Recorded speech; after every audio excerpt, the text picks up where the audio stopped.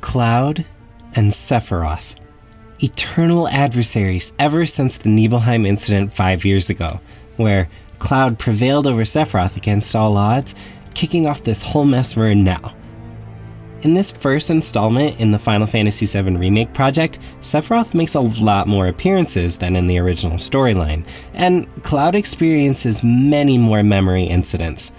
He also seems more aggressive. Why? Let's find out. Greetings, fellow scholars of the Lifestream.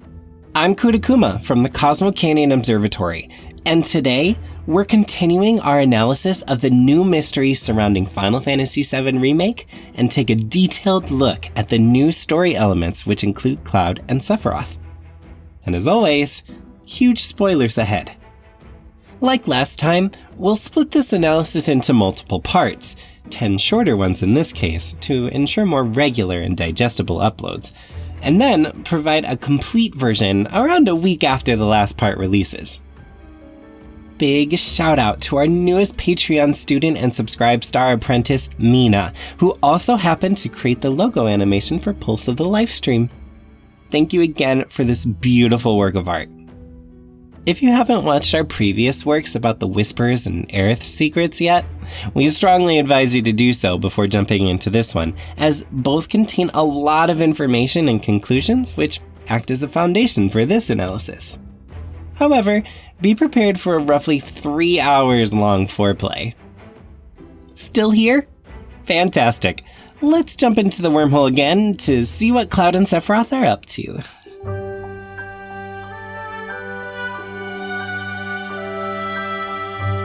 But who are Cloud and Sephiroth exactly? Let us summarize the segments of their curriculum most important to the following analysis. Cloud is the main protagonist of Final Fantasy VII, in the center of its main conflict and also its solution. During the course of the game, Cloud experiences a multitude of memory glitches and flashbacks. In this analysis, we only focus on those memory glitches and flashbacks, their meaning, and what they entail. Important to note is Cloud's fake persona and backstory. Thanks to his severe Mako poisoning and Jenova Cell's injection, Zack's passing, and especially meeting Tifa again, leads Cloud's mind to reconstruct itself as a coping mechanism, with the help of Jenova's abilities, to suppress his trauma and allow him to function again. As a result, Cloud pretends to have made it into Soldier and replaces Zack in the memories he has of him with himself. So, in Cloud's eyes, he went to Nibelheim as a soldier first class together with Sephiroth 5 years ago, killed him in the reactor out of revenge, and then quit Soldier down the line to work as a mercenary. However, those past 5 years feel very sketchy, and Cloud doesn't talk specifics about them. If he did, holes would present themselves. His mind wants to preserve this false persona and partially made up past at all costs, which is the main reason for many of Cloud's memory glitches in this game. Sephiroth is the main antagonist of the original Final Fantasy VII, and his endeavors are thwarted by Cloud every single time. He tried to take back the planet for and with Mother, Jenova, but Cloud managed to throw him into the Lifestream instead. Over the next 5 years, he absorbed a lot of knowledge and began to rebuild his body at the heart of the Northern Crater in preparation for becoming a god. How? By using the black materia to summon Meteor, with the goal to cause a mortal wound to the planet, and then stand at its center to absorb the entirety of the Lifestream gathering there to heal the planet. However, Cloud and friends came along to prevent this from happening again. Luckily, he managed to prevent the assimilation of his being into the planet's memories, and thanks to a contaminated Lifestream coming to the planet's surface to help wholly ward off Meteor, Jenova cells spread across the planet, causing the disease called geostigma. An overreaction from the body trying to combat through those rogue Jenova cells. He then found 3 fitting souls he could use as a vessel on the planet's surface to search for the rest of Jenova's essence, which would allow him to eventually be reborn. His new goal? Spreading the contamination everywhere and choking the planet to death, to then use it as his vessel to travel the cosmos, like his dear mother Jenova did before him. The problem? Cloud foiled his plan yet again, and he seemingly became just a memory. I will never be a memory. However, he's now back in Remake with a new master plan and pesters Cloud like a jealous, clingy boyfriend whenever he can. In previous analyses, we already established that Sephiroth tries to change the past to have another go at bringing his plans to fruition. But which plans? Let's establish our questions, which we'd like to have answers for at the end of this analysis. Cloud. Why does Cloud experience more memory glitches this time? What types of glitches do occur, and what do they represent? What is the meaning of Sephiroth's black feather, which only Cloud can see? Why does Cloud try to kill Marco, Johnny, and Reno without remorse? Is Cloud able to remember memories exclusive to Zack? Why is Cloud so strong within the singularity? Sephiroth. Why and how does Sephiroth appear in the Midgar arc already? Is it always the same Sephiroth, or are there multiple ones? How does Sephiroth gain control over the Whispers? What's the color purple about? Why is Sephiroth so obsessed with Cloud? What is Sephiroth's ultimate goal, and how does he try to achieve it?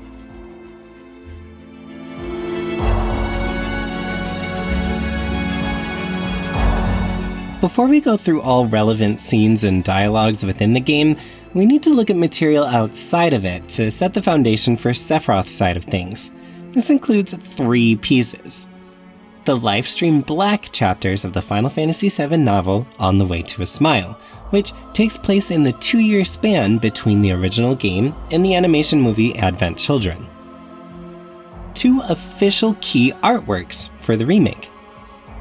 An important line from the original game. He could feel the life stream incessantly trying to erode his spirit, his experiences, thoughts, emotions and memories. If he gave himself over to the pull of the current, everything he was would be subsumed, his existence dissolved into the great spirit energy that circled through the planet. He would not let that happen. The planet was there to be ruled. To give it his own energy was to concede defeat.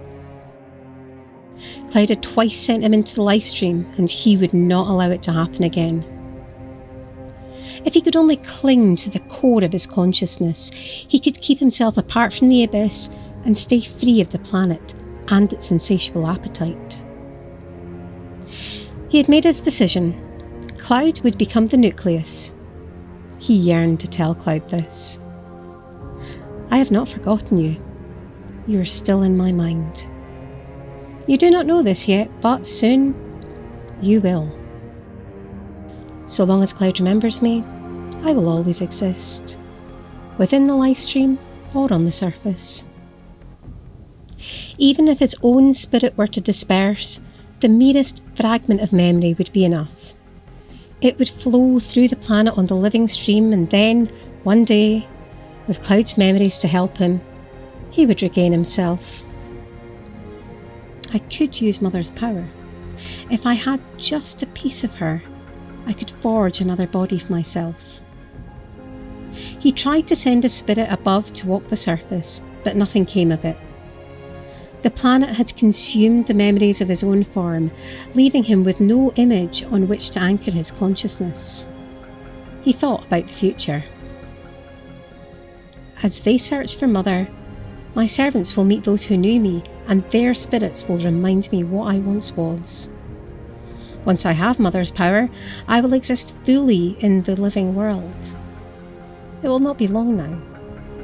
Even if I am incomplete, it will matter not. Cloud will be there. Cloud will complete me. Thanks, peeps. To summarize, Sephiroth didn't want to fade away, so he made Cloud his spirit core, and essentially tethered his existence to Cloud's memories. As long as Cloud remembers Sephiroth, he can never fade, and always comes back, as he demonstrated in Advent Children with Geostigma, the Remnants, and finally, himself. This is the most important piece of information for this analysis to keep in mind. But worry not, we'll remind you when it's necessary. Remember the very first key art we received at Final Fantasy's 30th anniversary? It depicted Midgar with Cloud in the front and Sephiroth in the back. It's interesting that they chose to change the design of his shoulder guards, which is some sort of mix between the original version and the ornamental design from Dissidia. However, more important is his unfurled raven wing, which was never part of the original Final Fantasy VII, and only became a thing in Kingdom Hearts and Advent Children, where they decided to include the one-winged angel designator in his standard design. Practically all fans were moaning about the Black Wing's inclusion. Why did they feel the need to cram Advent Children stuff into the original story? He didn't have a wing then! Bring back OG Sephiroth! However, nobody would have ever anticipated that this is actually depicting post-Advent Children Sephiroth, the one diving into the Lifestream's memory to change the past, so to speak. Squaresoft and Square Enix never shied away from spoiling parts of the plot in Final Fantasy logos, but spoiling crucial plot points in early revealed key art is something else entirely. The second key art depicting Sephiroth contained another spoiler. Him standing in front of a burning Midgar with 4 whispers flying around in the background, insinuating his control over the whispers. It's what confirmed Viz's own theory about the whispers being souls from the Lifestream corrupted by Genova cells and controlled by Sephiroth. Which turned out to be partially true, but more on that later. The fire itself never happened, and was most likely to illustrate the new threat, or possibly meteor fall depicted before the final battle against Sephiroth.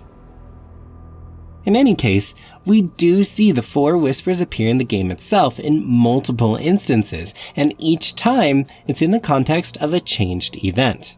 4 whispers are circling around Aerith and Cloud in Chapter 2, forcing them to part ways.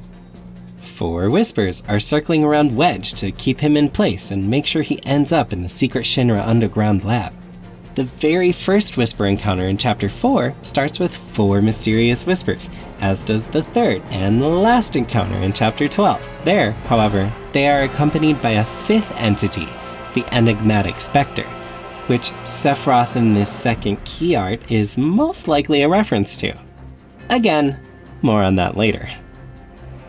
For more information on the whispers, please check out our game analysis episode 23, if you haven't already. In the original game, Sephiroth already had plans to create the future, although to a different extent, and said the following to the party at the Temple of the Ancients, after it shrinks into the black materia. I'm far superior to the Ancients. I became a traveler of the Lifestream and gained the knowledge and wisdom of the Ancients. I also gained the knowledge and wisdom of those after the extinction of the Ancients, and soon, I will create the future. At that point, he was talking about the time after absorbing the Lifestream and creating the new world as he would see fit. The same line now holds much more gravitas, as he's literally trying to create the future after we defeat the Whispers, the protectors of the planet's memory and future. Alright, let's now go through all relevant scenes in the first part of Final Fantasy VII Remake and collect all the evidence we need for building a comprehensive summary explaining the remake's new elements pertaining to Cloud and Sephiroth. It starts right at the beginning with this phenomenal intro cinematic which puts Midgar and Aerith into focus, much like the original game. However, it contains a huge additional chunk before we even see Aerith, practically replacing the star ocean showing nothing but white moving dots for a long 44 seconds.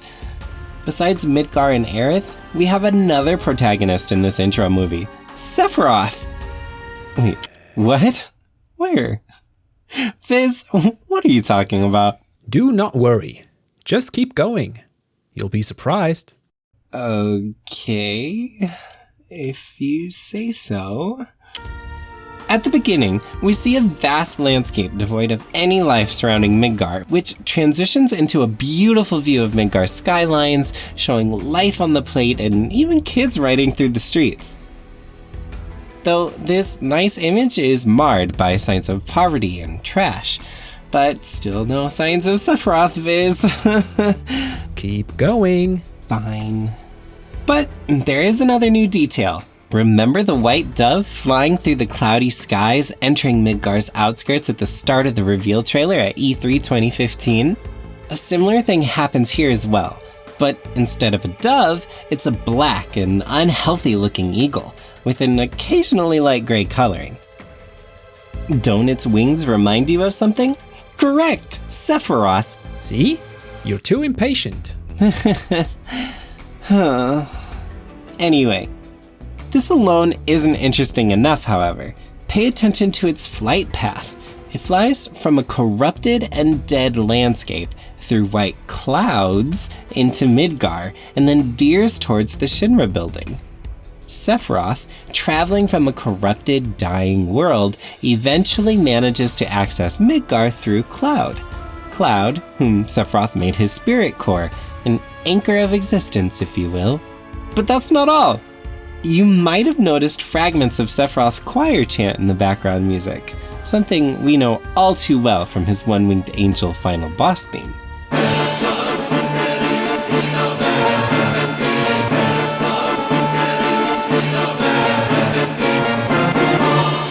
Those 5 Latin words repeat over and over throughout this intro cinematic, starting exactly when the camera focuses on the eagle.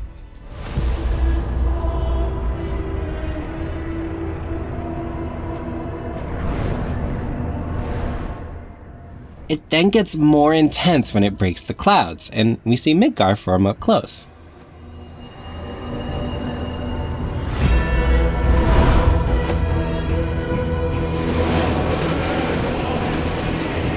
It repeats a few times, makes way for a melody consisting mostly of the main theme with some notes from the Shinra theme sprinkled in, and then comes back when Mako Reactor 5 erupts. Little side note, I'm not sure if this imagery was intended, but Mako exhaust from the reactor piercing the clouds above reminds us of Cloud being showered with Mako.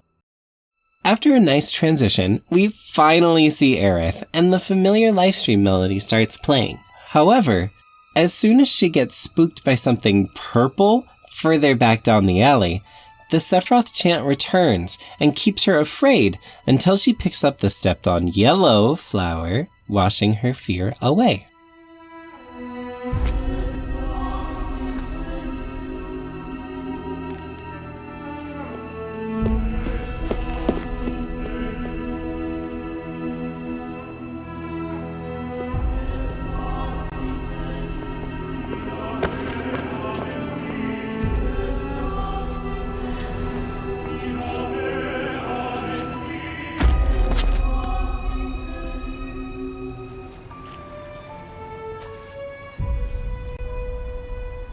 The intro cinematic together with the Black Eagle already introduces Sephiroth in the context of returning to Midgar through Cloud, and Aerith already noticing an ominous presence. On top of that, it also already foreshadows his connection to the Whispers, as Nojima-san does reveal that Aerith gets spooked by the Whispers' presence here. And then there are those purple light sources we already covered in our analysis about Aerith's secrets, both of which draw Aerith's attention. This intro cinematic alone already provides a multi-layered and very subtle introduction to elements new to Final Fantasy VII Remake Part 1, laying the groundwork for the whole game. And with that, we conclude this segment of the journey through Cloud's and Sephiroth's mysteries. Thank you so much for watching! If you liked this video, please give us a thumbs up and make sure to subscribe and select all notifications to be immediately notified when the next part of this analysis releases. Have you noticed anything we didn't? Disagree on some points or have any other feedback for us? Please let us know in the comments, or better yet, check out our Discord server and right away in the Observatory channel. We also release additional content on Twitter, like Viz's infamous CCO Gems, so follow us there as well if you're so inclined. Furthermore, huge thanks to all our Patreon and Subscribestar supporters. Your contribution is invaluable. You guys are the best. Stay safe and take care. Kutakuma, signing off.